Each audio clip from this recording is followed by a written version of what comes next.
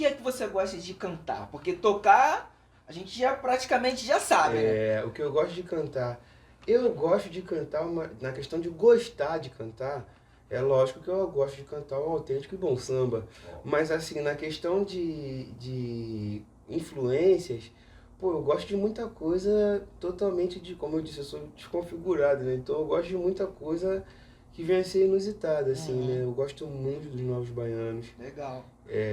A obra dos Novos Baianos, para mim, é algo extremamente grandioso, onde eu sempre tô cantando algo, assim, toda vez que eu posso, toda vez que tem uma brechinha, assim, eu vou cantar uma dos Novos Baianos, vamos tirar uma dos Novos Baianos, sempre assim.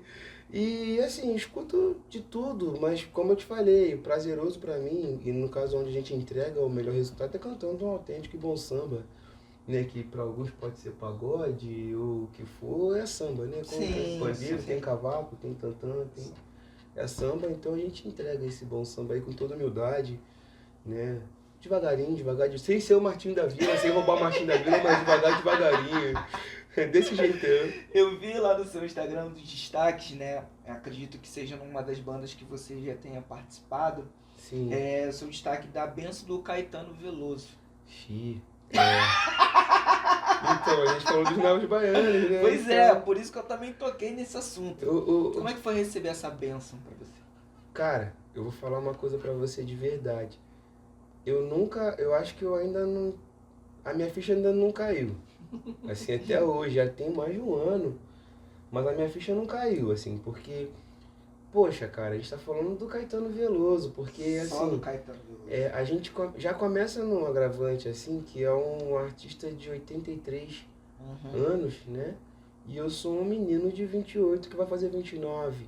Então, assim, já começa na questão da geração, assim, já tem uma certa distância que a gente acha que nunca vai chegar, né? Verdade. Porque, assim, a verdade seja dita, a minha família é totalmente envolvida com samba.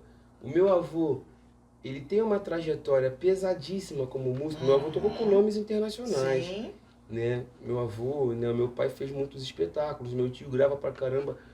Mas assim, eu dentro da minha realidade, eu vou ser muito franco. O meu maior troféu, eu costumo dizer que eu sou uma pessoa muito realizada. Né? Se tem uma coisa que eu não posso me chamar na vida, é de frustrado, porque por conta do quê? Porque o meu maior sonho, na verdade, é por isso que me desconfigurou, porque meu maior sonho era conseguir trabalhar com meu pai e gravar com meu avô, profissionalmente. Sim, sim. Então, como eu consegui isso muito cedo, tipo com 14, 15 anos, já ficar internado com meu avô no estúdio, gravando um disco atrás do outro, indo na estrada com meu pai pra lá e pra cá, isso já me realizou, porque foi dessa grana que eu consegui ter alguma coisa, ter um equipamento bom, ter, sabe? Então, essa era a minha meta de vida. Então, quando eu tinha 18 anos, a minha vida já era uma caixinha de surpresa. Tipo, eu acho que, tipo assim, eu acho que daqui não tem... O que falta, né? O que falta é porque eu queria isso. Todo mundo sonha, ainda mais quando a gente tem família. Sim. Acho que a gente sonha, né, em trabalhar com os nossos ídolos, que Claro. meus maiores ídolos são eles, né? O meu avô, meu pai, meu tio, então eu já de fato me senti realizado. Então, você imagina você achar assim, pô, meu sonho é ser alguém no samba.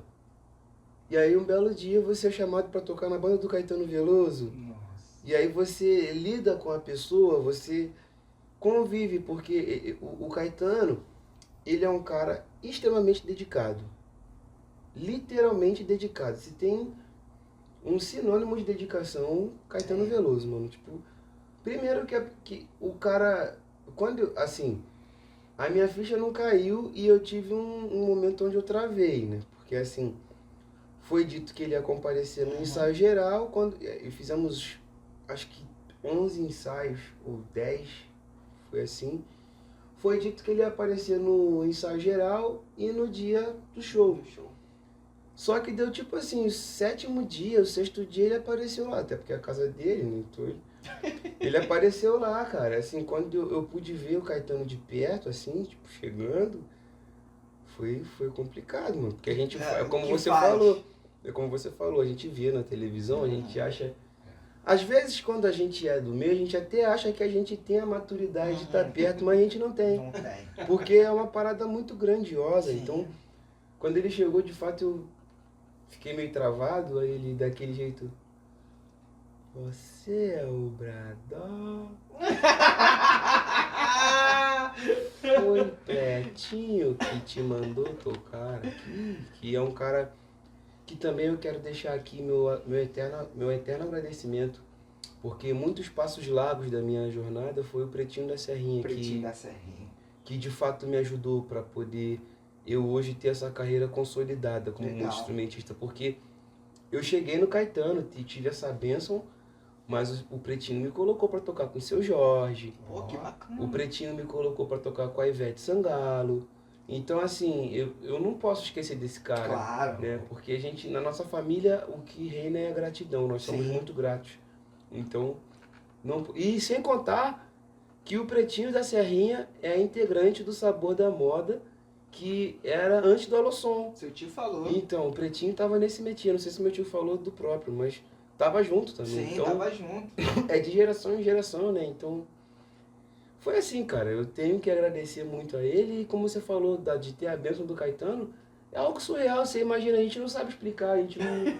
Pô, ainda mais assim... Ah, é um show em Recife. Tá, mas não explicaram que era no Marco Zero pra, tipo, 3 milhões e tantas pessoas. Nossa! Não explicaram isso.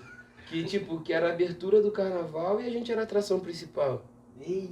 Sabe, quando você chegar... Porque uma coisa é você tocar pra 1 milhão de pessoas, mas pra 3... É você ver um mar de gente. Assim, sem cara, fim. a gente tava num hotel perto, a gente demorou 1h20 pra chegar no lugar. Caramba. Muito perto, assim, por causa de dar a volta. O Carnaval do Recife, quem já foi, sabe o que é. Então, assim, esse show até hoje tá, né, ficou gravado no canal da prefeitura, fizeram, já tava em época de live, assim.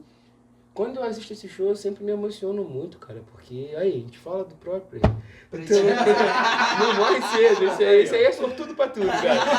Então, assim, eu que eu digo, eu tenho que ser grato a esse momento, porque esse marco, eu nunca toquei pra um público maior do que esse.